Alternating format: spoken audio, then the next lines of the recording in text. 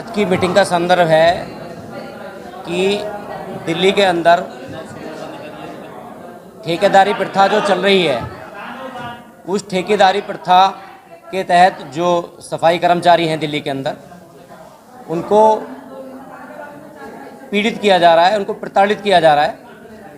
और काफ़ी दिन से हमने सरकार की कानों में, नज़रों में ये डाला है कि इनको न्याय मिलना चाहिए, लेकिन सरकार उस संदर्भ में कोई भी बात करने के लिए तैयार नहीं है। सरकार को हम ये अवगत कराना चाहते हैं, सरकार को ये बता देना चाहते हैं कि जो भी भारत के अंदर बहुजन समाज से पीड़ित होगा, उसके साथ भीम आर्मी मजबूती से खड़ी हुई है और खड़ी रहेगी।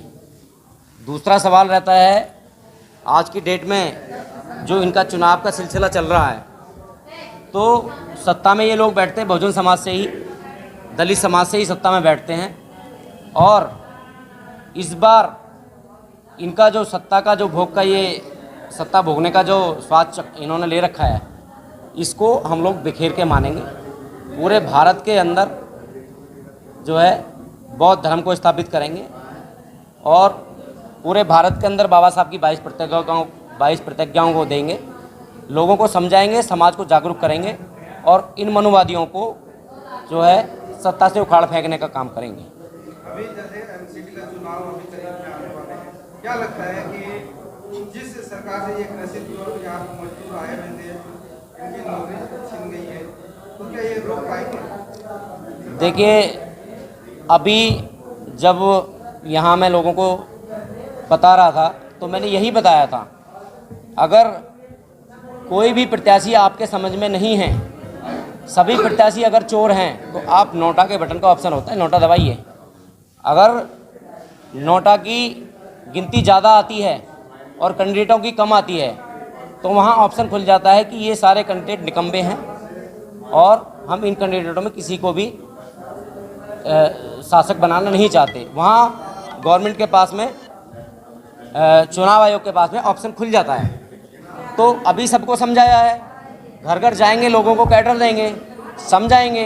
अभी हमने यहाँ पर बाबा साहब की 22 प्रतिज्ञाओं को शपथ दिलाई है, लोगों को ली है। ये जो बड़े बड़े वादे करती थी सरकार, केजरीवाल सरकार या सेंट्रल गवर्नमेंट में बीजेपी, कि हम इतने लोगों को, इतने युवाओं को नौकरियां देंगे, इतने लोगों को हम जो है अच्छी शिक्षा देंगे, बाहर भेजेंगे, ये करेंगे, काला धन लेकर आएंगे। कहाँ है सब कुछ?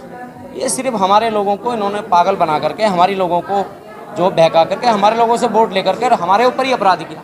आज की डेट में सबसे ज़्यादा आपने देखा होगा बलात्कार का, शोषण का सबसे ज़्यादा रिकॉर्ड 2022, 21, 22 में हुआ है। सबसे ज़्यादा रिकॉर्ड 21-22 में हुआ है शोषण और बलात्कार का, तो बीजेपी के शासन में हुआ है। जिन चीज़ों को केजरीवाल कहते थे कि शिक्षा और स्वास्थ्य में इस देश का बेहतर करना चाहूँगा, तो शिक्षा और स्वास्थ्य में मैं ये कहना चाहता हूँ, अगर केजरीवाल जी को इतनी चिंता है शिक्षा स्वास्थ्य पे, तो अपने बच्चे विदेश में क्यों पढ़ा रहे हैं? शिक्षा स्वास्थ्य का आप निजीकरण करिए, निजीकरण को हटाइए, फ्री करिए शिक्षा स्वास्थ्य को। जहाँ अमीर का बेटा पढ़ेगा वहीं गरीब का बेटा पढ़ेगा। तो शिक्षा स्वास्थ्य जो इक्वल होने के रास्ते वो हैं, ताकि ये बड़े बड़े मंचों पर बैठ करके जो अपने भाषण देते हैं, वो नहीं है शिक्षा स्वास्थ्य इक्वल करने का। शिक्षा स्वास्थ्य तो इक्वल जब होगी जब देश के अंदर से निजीकरण चला जाएगा। अभी जो मजदूर आए थे, जिनकी नौकरियां छीन गई है, वो आए थे कुछ आशा लेकर के, मगर यहाँ तो 22 प्रतिज्ञा लेकर गए हैं। देखिए, 22 प्रतिज्ञा एक ऐसी की है, एक ऐसी चाबी है, जब मनुवादियों का क्या है चुंगल, मनुवादियों के चुंगल में जब तक हम लोग फंसे रहेंगे, तब तक जो है हम ना शिक्षित हो पाएंगे और ना रोजगार कर पाएंगे। इन चीज़ों से हम वंचित रहेंगे। जब सही रास्ता तो हमारा जो बाबा साहब ने बताया है, सही रास्ता तो वो है। और 22 प्रतिज्ञा मेरी दी हुई नहीं है, वो बाबा साहब की दी हुई है। बाबा साहब की 22 प्रतिज्ञाओं को ये भीम आर्मी पूरे देश के अंदर स्थापित करेगी और लोगों को 22 प्रतिज्ञा दिलाएगी। ये भारत पहले बौद्ध में था और अब बौद्ध में होकर रहेगा, ये हमने प्रण लिया है। तो इस भारत के हम शासक थे और शासक ही बनेंगे। किसकी भावनाओं को आहत पहुंच रही है? तो हिंदू तो हम हैं ही नहीं। अगर हम हिंदू हैं तो हमें बराबरी का अधिकार दो। फिर अगर अब आप हमें हिंदू मानते हो तो बराबर का अधिकार दो ना आप हमें।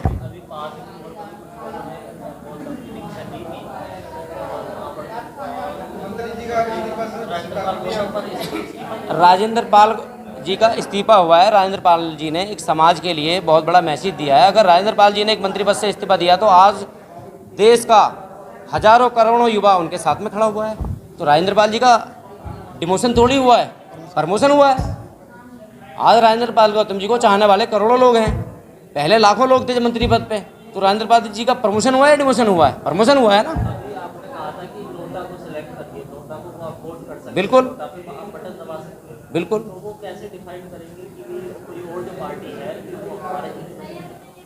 देखिए, घूम फिर करके वही चोर आते हैं हर बार, वही चुनाव लड़ते हैं। क्योंकि हम लोगों को तो इन्होंने जो है साइड कर रखा, अधिकार नहीं दे रखा। अधिकार तो बाबा साहब ने दे रखा चुनाव लड़ने का, लेकिन ये इस चीज़ को इग्नोर मारते हैं स्टार्टिंग से। तो पैसे के बलबूते पे, जैसे ताकत के बलबूते पे यही लोग टिकट लेकर आते हैं। वहाँ तो इनके शासक में वही लोग जाते हैं जो इनके गुलाम होते हैं और जो इनको पैसा दे सकते हैं। हमारा स्वाभिमान मरा नहीं है, हमारा स्वाभिमान जगा हुआ है। हम राजनीति करने के लिए, पहली बात तो हम राजनीति करने के लिए नहीं है, हम लोग समाज सेवा करने के लिए आए हुए हैं। दूसरी बात, जितनी हमें राजनीति करनी होगी तो अपने स्वाभिमान को जिंदा रखेंगे। बाबा साहब के, साहब काशीराम साहब के चरकमलों में चढ़ करके तब हम राजनीति करेंगे। हम इन गुलामों की तरह राजनीति नहीं करेंगे। कहने के लिए दलित हैं, बाबा साहब की रिजर्वेशन की मलाई मार रहे हैं बैठ करके वहाँ पे, लेकिन करते वो वही हैं जो मनुवादी चाहती सरकार है। तो ऐसे नेता का हमें कोई फायदा नहीं है। ऐसा नेता हो या ना हो, समाज को कोई फायदा नहीं है। ऐसे को तो ना बनना ही ठीक है। जब नोटा का ऑप्शन होगा तो कल को हम चुनाव आयोग से करके हिम्मत ठोक करके कहेंगे कि इनमें से कोई भी कैंडिडेट सब चोर हैं, पब्लिक ने नकार दिया, अब दूसरा कैंडिडेट दो कोई भी यहाँ पर।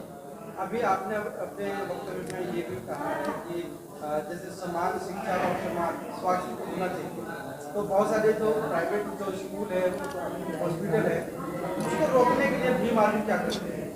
देखिए, प्राइवेट स्कूल और प्राइवेट हॉस्पिटल ये सभी ही राजनीतिक दलों के हैं, ठीक है। आप ये सोचिए कि लड़ाई कहाँ से लड़ी जा रही है भाई। अगर हम इस सिस्टम को पूरे को रोकना चाहते हैं तो हम अपना कैडर चला रहे हैं, हम अपने लोगों को बता रहे हैं। अब आप कह रहे हैं इसको रोकना कैसे? अभी हमने नोटा का ऑप्शन बताया अपने भाइयों बहनों को।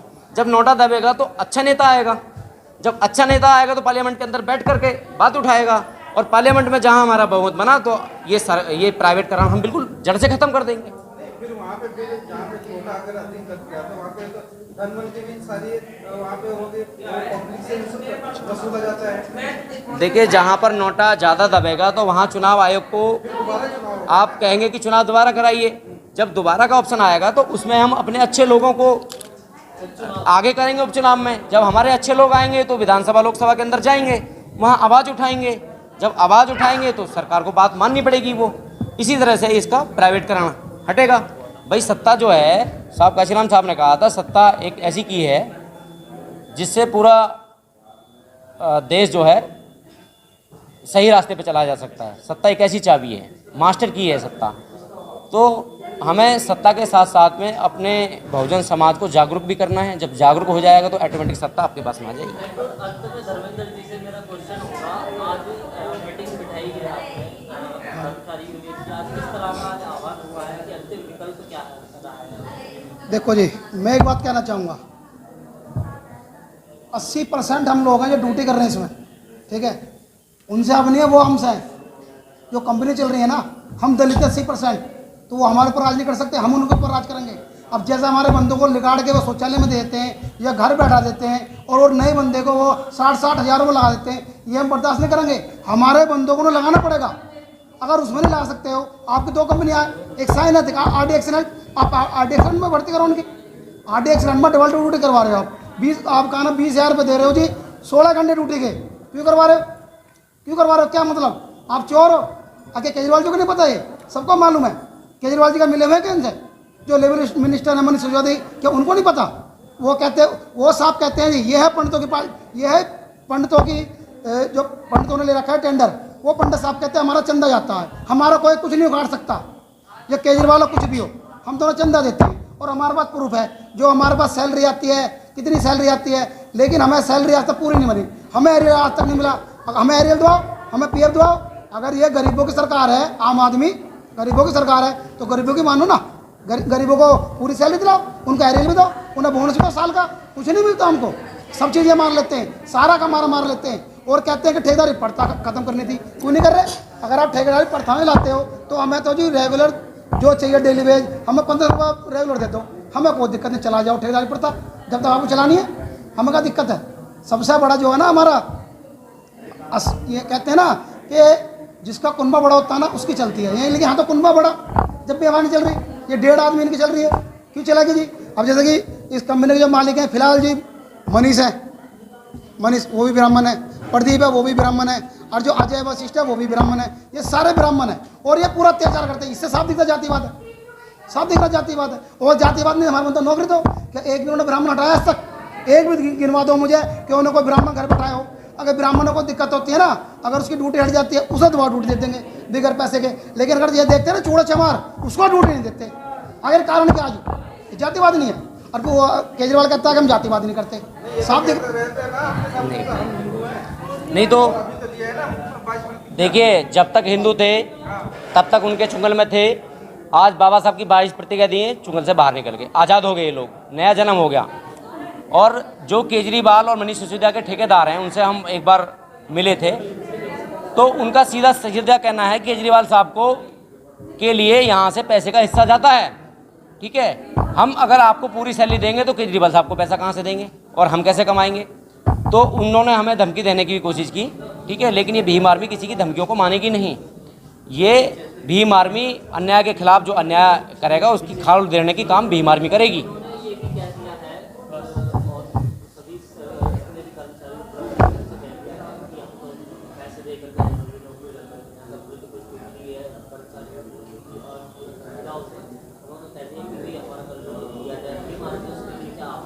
देखिए, भीम आर्मी उसके लिए आह्वान करेगी। भीम आर्मी सीएम आवास को घेरेगी, केजरीवाल साहब को घेरेगी, भीम आर्मी प्रधानमंत्री साहब को घेरेगी।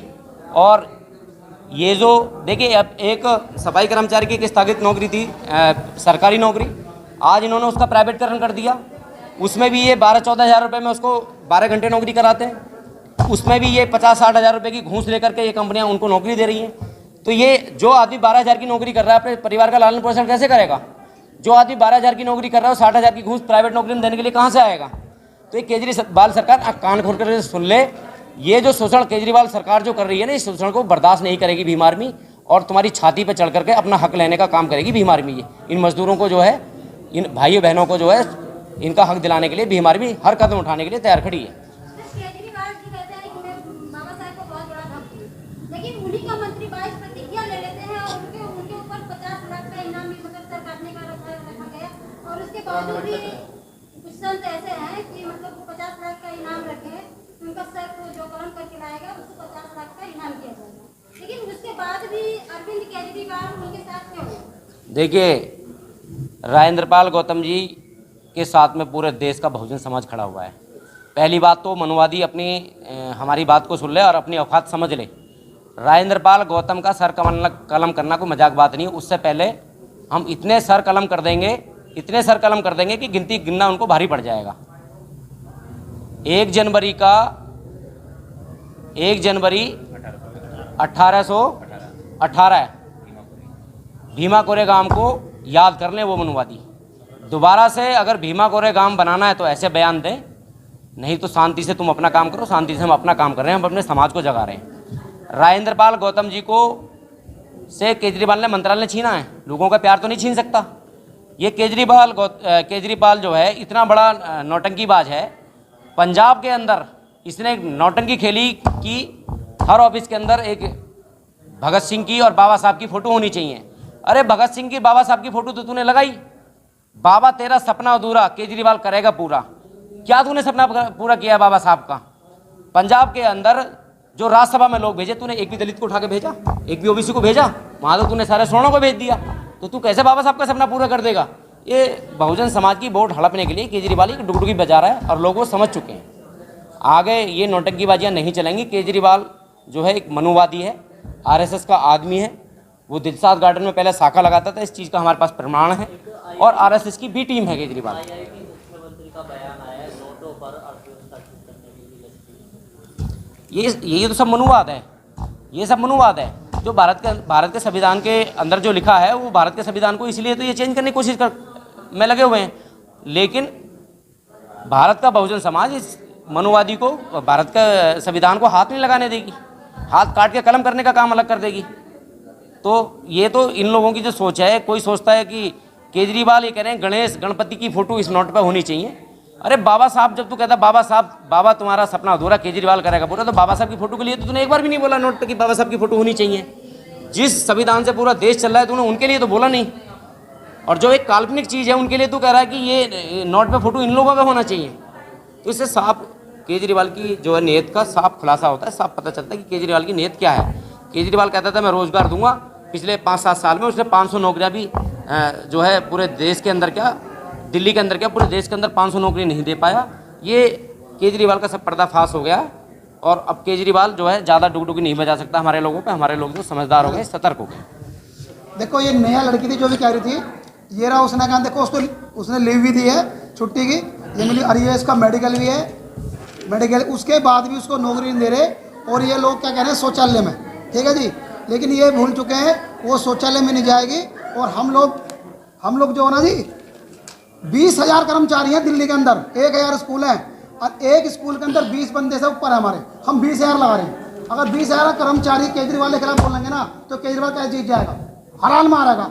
हम वोट उसी पार्टी को देंगे जो हमारी सुनेगा। और जरा मुझे ये बता दो कि एक भी शौचालय पे कोई का नाम ब्राह्मण ड्यूटी कर रहा है और कोई ड्यूटी कर रहा है? जितने कर रहे हैं चूड़े चमारे कर रहे हैं। क्यों कर रहे हैं भाई? तुम उन्हें क्यों भेजते हो? तुम ब्राह्मणों को नहीं भेजते, वही सफाई ड्यूटी कर रहे हैं, उनको एक को नहीं भेजेंगे, अन्ना किसी गार्ड को भेजेंगे, जिसको भी भेजेंगे उसको ही भेजेंगे, सिर्फ चूड़े चमारों को। ऐसा क्यों? ये जातिवाद इतना बड़ा हो रहा है इस कंपनी के अंदर, जो कि कंपनी आरडी और साइनाथ, और ये ब्राह्मणों की कंपनी है, ब्राह्मणों की पूरी सपोर्ट करती है, फुल सपोर्ट। मैं खुले कहता हूँ, साबित कर सकता हूँ। ये मुझे एक भी बंदा दिखा दो शौचालय के अंदर ब्राह्मण, एक भी गार्ड दिखा दो। जितने गार्ड मिलेंगे सारे वहाँ चूड़े चमारे मिलेंगे और सफाई करने वाले मिलेंगे। हमारे लोग अगर स्कूल में सफाई करते हैं ना, उन्हें किसी तरह निकाल के शौचालय में देते हैं और उसकी जगह कोई ब्राह्मण भर्ती कर लेते हैं, उनसे 60,000 रुपये लेके। ये आरडी भी करती है, साइनाथ भी करती है। आरडी वाले भी क्या करते हैं, 20 घंटे ड्यूटी कराते हैं जी गार्ड से, 16 घंटे ड्यूटी कराते हैं, 16 घंटे ड्यूटी का देते हैं जी 20,000 रुपये, 20,500, डबल ड्यूटी। क्यों दे रहे हो भाई? सिंगल ड्यूटी कराओ, सिंगल ड्यूटी के बढ़ के और वैकेंसी नहीं कटेगी, और वैकेंसी कटेगी तो बेरोजगारी खत्म नहीं होगी क्या? वैसे कह रहे हैं बेरोजगारी खत्म करने का केजरीवाल जी कहते हैं, तो बेरोजगारी खत्म करो। रोज गलत तो नहीं कह रहा मैं, बताओ। और फुल जातिवाद आपको मैंने साबित कर दिया। ये सब कुछ अब पूरा हमारे पास। आज तक हमें एरियल नहीं मिला, तनख्वाह बढ़ी हुई नहीं मिली। आज के टाइम में भी गार्डों की तनख्वाह जो 19,781 रुपये नहीं मिल रही जी, सिर्फ 16,200 दे रहे हैं, वहाँ भी मार रहे हैं। इनको सब मालूम है, लेकिन इलेक्शन का टाइम है, हमारा टाइम है। हम साफ कहते हैं जी, जो पार्टी हमारा साथ देगी, हमें नौकरी देगी, हमारी सैलरी बढ़ाएगी, हम उस पार्टी को वोट देंगे। ना तो नोटा का बटन दबाएंगे पक्का, चाहे वो बीजेपी हो या कांग्रेस हो या आम पार्टी हो। हमारी किसी पार्टी से कोई लड़ाई नहीं, किसी से कोई लड़ाई नहीं है। मजदूरों की कोई जाति नहीं, कोई धर्म नहीं, सिर्फ मजदूरों की एक ही होती है, वो मजदूर है। जो पार्टी साथ देती है उसका हम साथ देंगे।